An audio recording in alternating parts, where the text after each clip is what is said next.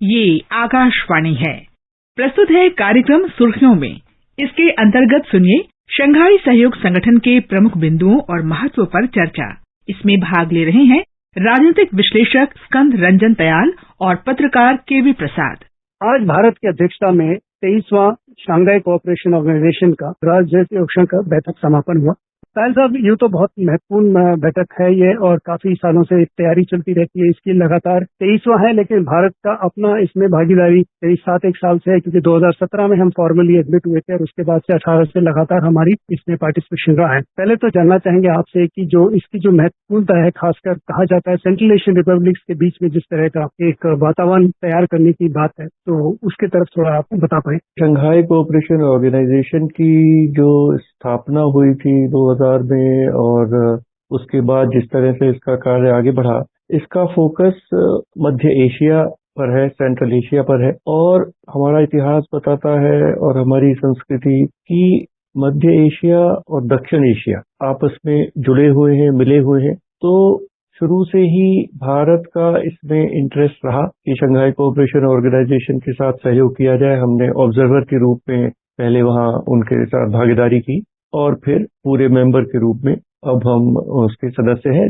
इस समय 8 सदस्य हैं, 4 सेंट्रल एशियन रिपब्लिक से, तुर्कमेनिस्तान नहीं है मेंबर, और फिर चाइना और रशिया जो शुरू से ही थे, और फिर भारत और पाकिस्तान। पर मैं समझता हूँ कि जिस तरह से शंघाई कोऑपरेशन ऑर्गेनाइजेशन ने कार्य किया है, कुछ लोगों का ये मानना है कि डॉक्यूमेंट्स वगैरह तो बहुत इशू होते हैं, पर कार्य जमीन पर शायद उतना नहीं है। उसमें संदर्भ में भारत ने इसको एक नई दिशा देने का प्रयास किया है अपनी अध्यक्षता में। और जैसा प्रधानमंत्री ने अपने भाषण में बहुत वेलकम भाषण में बहुत क्लियरली कहा कि शुरू से ही फोकस रखा जाए सिक्योर, उन्होंने एक टर्म बताया, जैसे सिक्योरिटी, फिर इकोनॉमिक ग्रोथ, और सी से कनेक्टिविटी, यूनिटी, और मुख्य है respect for sovereignty and integrity, जो हम देख रहे हैं चीन जैसे कर रहा है, और एनवायरमेंटल प्रिजर्वेशन की फोकस इन पर रखा जाए। और इस दिशा में बहुत कार्य भारत की अध्यक्षता में हुआ है। तयाल साहब, जैसे आपने कहा कि हमारी प्राथमिकताएं थी कि हम इसको एक नई दिशा भी दें, और साथ ही साथ विदेश सचिव ने भी अपने जो वक्तव्य दिया था कि चीन की थी, उसमें भी उन्होंने एक बात रखा है कि भारत की तरफ से 2 खास मुद्दों पर ज्यादा चर्चा हुई और उसमें वर्किंग ग्रुप्स भी तैयारी हो रही है। जिस तरह से एक तो स्टार्टअप और इनोवेशन पर, क्योंकि भारत ने जिस तरह से पहल की और आज कई सारे यूनिकॉर्न बने हैं, तो वो चाहते हैं कि कोई नई तरह की दिशा हो इस तरह में। और साथ ही साथ जिस तरह से और जो अन्य भारत ने कोशिश की है कि इसका विस्तार हो और माध्यमों से, जैसे कि सामाजिक कल्चरल हो, फिल्म हो, और हमारे जो टूरिज्म के ऊपर हो, और जो ट्रेडिशनल मेडिसिन जो हमारे जो पद्धति है पुरानी, उनके ऊपर भी एक तरह से फोकस रखा है। तो ये एक नई दिशा, जो आपने कहा कि कई सारे दस्तावेज तो बनते हैं, लेकिन कई बार ठोस कार्यक्रम उस संदर्भ में नहीं हो पा रहे जिस संदर्भ में तैयारी होनी चाहिए थी, और हो नहीं पा रही। जी, जैसा विदेश सचिव ने अपनी ब्रीफिंग में कहा कि भारत का ये प्रयास रहा, 140 मीटिंग्स हुई कॉन्फ्रेंस लेवल पे, 14 मीटिंग हुई मिनिस्टर लेवल पर, कि एससीओ का जो भी कार्यक्रम है, जो भी काम होता है, वो केवल गवर्नमेंट्स तक ही सीमित ना रहे और वो जनता तक भी पहुंचे। और इस दिशा में जो भारत ने टूरिज्म पर मीटिंग्स की, कल्चर पर मीटिंग्स की, एक देखिए कॉमन बुद्धिस्ट हेरिटेज है। इस्लाम के आने से पहले पूरा मध्य एशिया बुद्धिस्ट था, अफगानिस्तान बुद्धिस्ट था, पाकिस्तान का भी काफी हिस्सा बुद्धिस्ट था। तो उस दिशा में भी एक नया आयाम दिया। और जो भारत का है एक सोचना कि भविष्य की तरफ देखें, और भविष्य में जो हमारे युवक हैं उनको कैसे नए सोर्सेज काम के और व्यापार के दिए जाए, और उस तरह से एक नया स्पेशल वर्किंग ग्रुप बना है स्टार्टअप्स पर। ये भारत का एक तरफ से इनिशिएटिव था। तो 2 नए मैकेनिज्म बने हैं, एक special working group on startups, और उस पर भारत पहले ही 2 मीटिंग्स कर चुका है स्टार्टअप लोगों को साथ लाने में, और दूसरा expert level working group on traditional medicine. क्योंकि जो भी देश इस समय शंघाई कोऑपरेशन ऑर्गेनाइजेशन के सदस्य हैं, वो सब बड़े प्राचीन देश हैं, बहुत प्राचीन सभ्यता है इनकी।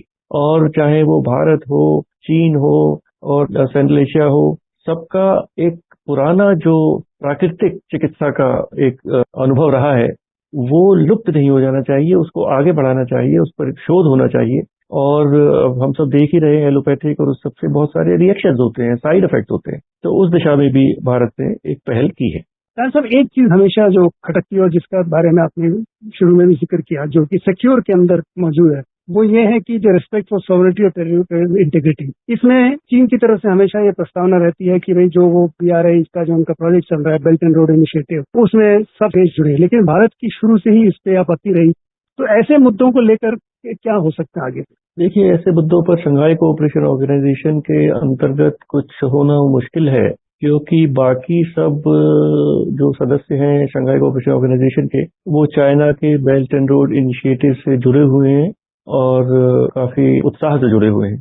तो इसलिए न्यू दिल्ली डिक्लेरेशन और उससे पहले भी जो डिक्लेरेशन होते हैं उसमें भारत का नाम नहीं आता, बाकी सब देशों का नाम आता है कि उन्होंने इस इनिशिएटिव का स्वागत किया।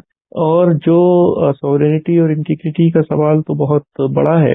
चाइना जिस तरह से भारत का साउथ चाइना सी वहां पर सब तरह से एक विस्तारवादी नीति अपना रहा है, पर मैं समझता हूँ कि शंघाई कोऑपरेशन ऑर्गेनाइजेशन के अंतर्गत उससे डील करना शायद संभव भी नहीं होगा और उचित भी नहीं होगा। तो प्रधानमंत्री ने इसका जिक्र तो किया, पर जोर देखिए उन्होंने आतंकवाद पर दिया। तो प्रधानमंत्री ने अपने भाषण में कहा बिल्कुल क्लियरली कि आतंकवाद एक सेंट्रलिस्ट SCO के चार्टर नंबर 1 पैरा में टेररिज्म का जिक्र है। प्रधानमंत्री ने क्रॉस बॉर्डर टेररिज्म की बात की और ये भी कहा कि दोहरे मापदंड देश ना अपनाए।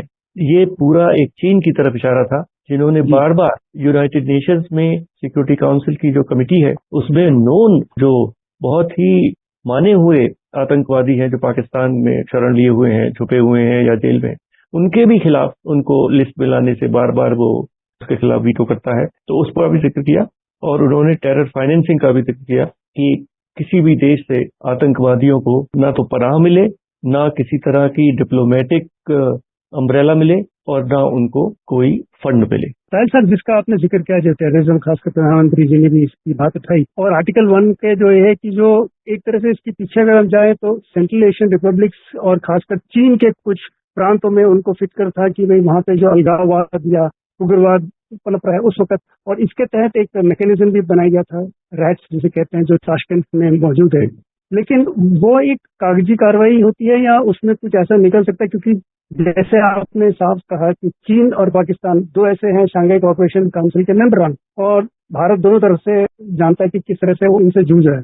तो ऐसे में ये रैट्स का और इसका कोई विडंबना लगती है इसमें? रैट्स अपना काम कर रहा है, भारत ने भी उसके साथ काफी सहयोग किया है। भारत का एक परमानेंट रिप्रेजेंटेटिव अब रैट्स में है और उसको इस तरह देखा गया है कि हर देश जो भी आतंकवादियों के बारे में कुछ सूचना है, उनकी फाइनेंसिंग के बारे में, फंडिंग के बारे में, उनके नेटवर्क के बारे में, तो वो वहां पर थे। पर मैं नहीं समझता, कम से कम पब्लिक नॉलेज में ऐसा नहीं है कि रैट्स की जो भी पिछले 15 साल में कार्रवाई हुई है उससे कोई आतंकवाद को रोकने में या उसको लड़ने में उसके खिलाफ कोई खास समर्थन या कुछ कामयाबी मिली है। और जैसा आपने कहा कि टेररिज्म, आतंकवाद का गढ़ तो अफगानिस्तान पाकिस्तान है और उसको कहीं ना कहीं से कुछ प्रोटेक्शन चाइना दे रहा है, और ये बड़ी विडंबना है क्योंकि चाइना शिंजियांग में कई आतंकवादी घटनाएं हुई हैं और ये सब आतंकवादी संस्थाएं कहीं ना कहीं मिली हुई हैं और अफगानिस्तान पाकिस्तान रीजन में इनको शरण मिली हुई है। तब भी चीन पाकिस्तान को हमेशा बचाता है किसी भी तरह के पनिशमेंट से। तो उनके अपने बायलैटरल रिलेशंस हैं जो एक वास्तविकता है और हमें उसको अपनी नजर में रखना चाहिए। लेकिन अगर साथ में जो आपने एक बात कही अफगानिस्तान की, प्रधानमंत्री जी ने भी अपने वक्तव्य में इसका उजागर किया कि अफगानिस्तान में जो कुछ हुआ 2021 में, उसके बावजूद भारत इस तरह से मानवीय वहां पे सहायता पहुंचा रहा है, लेकिन कई सारे मुद्दे हैं, उसको अभी भी देखना है और SCO को एज अ ग्रुप इस पे कुछ ना कुछ कार्य करना चाहिए। SCO के अंदर एक अफगानिस्तान कॉन्टैक्ट ग्रुप है और वो अफगानिस्तान से कैसे सब SCO के मेंबर्स एक साथ इस तरह की रणनीति बनाएं, एक दूसरे के साथ हार्मोनाइज करें कि किस तरह अफगानिस्तान को शांतिपूर्ण बनाया जाए, नंबर 1, और कम से कम जैसा भी है कि वो दूसरे देशों पर जो आतंकवादी हैं या रेडिकलाइजेशन है उसकी बेस वहां न बने। पर अभी 1-2 साल में हमने देखा कि रशिया ने एक नया ग्रुप बना लिया है, रशिया +6, और उसमें रशिया के जो अफगानिस्तान के जो इमीडिएट नेबर्स हैं उनको रखा है। तो अगर इसको बहुत ठंडी नजर से देखा जाए तो शायद अफगानिस्तान के साथ जो भी भविष्य में रिलेशनशिप होगी उसका क्या रूप निकलेगा वो एससीओ के माध्यम से नहीं निकलेगा, शायद जो रशिया और ये 6 देशों का ग्रुप बना है शायद उसके माध्यम से निकले। देखिए ये भी एक वास्तविकता है और हमें इसको नजरअंदाज नहीं करना चाहिए और देखते रहना चाहिए। देखिए ये भी कहूंगा कि कहीं ना कहीं ऐसा लग रहा है कि जो शुरू में जिन्होंने शंघाई कोऑपरेशन ऑर्गेनाइजेशन की स्थापना की थी वो 4 सेंट्रल एशियन देश थे और रशिया और चाइना, और सबसे बड़ा इनिशिएटिव चाइना से आया था, इसीलिए इसका हेडक्वार्टर शंघाई में है। पर अब पिछले 2 वर्षों में चीन ने एक अपना समिट लेवल मीटिंग शुरू कर दी है 5 सेंट्रल एशियन देशों के साथ, और अभी 1 महीने पहले उसकी बहुत बड़ी मीटिंग चीन में हुई। और वो कहीं ना कहीं ऐसा दर्शाता है कि शायद कुछ देश, चाहे चीन हो, रशिया हो, वो मध्य एशिया को डायरेक्टली देखना चाहते हैं, उनके साथ संपर्क करना चाहते हैं, उनके साथ जो भी इकोनॉमिक रिलेशनशिप है, और शायद एससीओ के माध्यम से नहीं। तो इसको भी हमें बहुत ध्यान से इसको देखना है। भारत का अपना एक इंडिया सेंट्रल एशिया ग्रुप है, इनिशिएटिव है, तो हम इसमें पीछे बिल्कुल नहीं है, हम भी बहुत आगे हैं इसमें। कहीं ना कहीं शायद शंघाई कोऑपरेशन ऑर्गेनाइजेशन की इम्पोर्टेंस मुझे लग रहा है आगे भविष्य में शायद इतनी न रहे जितनी अभी तक है। तायल साहब, इसका जो प्रासंगिकता क्या रहेगी आगे जाकर, जिस तरह से नई नई चीजें उभर के आ रही है, तो आज एक और घटनाक्रम में कहें तो ईरान को सदस्यता मिली और ईरान को एससीओ का 9वां मेंबर रखा गया। मैं समझता हूँ कि ईरान का शंघाई कोऑपरेशन ऑर्गेनाइजेशन में आना एक बहुत अच्छा स्टेप है, क्योंकि अगर आप इतिहास में जाएं तो ईरान जो पर्शिया था उसका पूरे मध्य एशिया पे एक सांस्कृतिक प्रभाव बहुत था। और जैसे उज्बेकिस्तान, ताजिकिस्तान, किर्गिस्तान, इनकी अपनी कोई लिखित भाषा नहीं थी, बोलने की भाषाएं थी, और उनके कई जगह जैसे मुगल कोर्ट में भी पर्शियन का इस्तेमाल होता था। दूसरी चीज, ये कनेक्टिविटी में जो भारत, हम जानते हैं कि किस तरह पाकिस्तान बीच में सांप की तरह बैठा हुआ है और भारत की कनेक्टिविटी मध्य एशिया से नहीं होने देता। उसके बाद बीच में अफगानिस्तान भी बहुत डिस्टर्ब्ड है, तो निकट भविष्य में ऐसा नहीं लगता कि भारत से डायरेक्ट कनेक्टिविटी मध्य एशिया की इस रास्ते से होगी। तो रास्ता ईरान की तरफ से है, चाबहार पोर्ट की तरफ से है, और international north south transport corridor की तरफ से है, जिसका जिक्र प्रधानमंत्री ने अपने भाषण में दिया। इसमें बेसिक काम हो चुका है, अब ज्यादा और अधिक इसमें कार्गो जाए ट्रांसपोर्ट कॉरिडोर पर, इस पर अब आगे काम होगा, पर ये एक अच्छा कदम है। वैसे तायल, क्योंकि ये ऐसे वक्त हो रहा है जबकि यूक्रेन की और रूस के बीच में जो चल रही है लगातार लड़ाई 1 साल से ऊपर हो गई है, और समरकंद ने जो प्रधानमंत्री जी ने कहा उसका पूरे विश्व में रहा कि भाई this is not the time for war. ऐसे में काफी बात उठी कि जो समस्या है पूरे विश्व की, खासकर इस एससीओ के भी खाना 3F के ऊपर कहा था, फूड, फ्यूल एंड फर्टिलाइजर, यानी कि खाद्य पदार्थ, ऊर्जा और जो फर्टिलाइजर जो हमारा है। तो ऐसे में क्या हो सकता है, क्योंकि ये सभी को इफेक्ट कर रहे हैं, और 2 रशिया इसके बीच में बैठा हुआ है, और पुतिन साहब का जो स्टेटमेंट था वो तो जैसे उन्होंने कहा भाई रशिया तो उसके सैंक्शन के खिलाफ लड़ रहा है और जो प्रोवोकेशन है उसके खिलाफ भी खड़ा है। तो किस तरह से इसको देखा जाए? मैं समझता हूँ कि विश्व में सब देशों का दबाव रूस के और यूक्रेन दोनों के ऊपर पड़ना चाहिए कि आप किसी न किसी तरह इस समस्या को सुलझाएं, क्योंकि पूरे विश्व की आर्थिक व्यवस्था पर इस पर बहुत ही खराब असर पड़ रहा है। और ग्लोबल साउथ, अभी देखिए ये फूड का जो एक्सपोर्ट यूक्रेन से होता है ब्लैक सी के माध्यम से, उसमें वो शायद 15 जुलाई को वो एग्रीमेंट जो कराया था यूनाइटेड नेशन और टर्की ने, वो समाप्त हो जाएगा। इस तरह एक नैतिक दबाव रशिया के ऊपर डाला जा सकता है। और यहाँ मैं ये भी कहूंगा कि जिस तरह से रशिया ने यूक्रेन की सॉवरेनिटी के ऊपर हमला किया है, तो जितने मध्य एशिया के देश हैं वो उससे बहुत चिंतित है, क्योंकि 1990 से पहले तो वो सब सोवियत यूनियन के पार्ट थे। तो एससीओ का जो एक सामूहिक संदेश, चाहे वो वर्बली कहा गया हो, वो राष्ट्रपति पुतिन को यही होगा कि आप यूक्रेन की समस्या को सुलझाइए और इसको और आगे अब नहीं बढ़ाइए। तो अब से लेकर अगले कजाकिस्तान के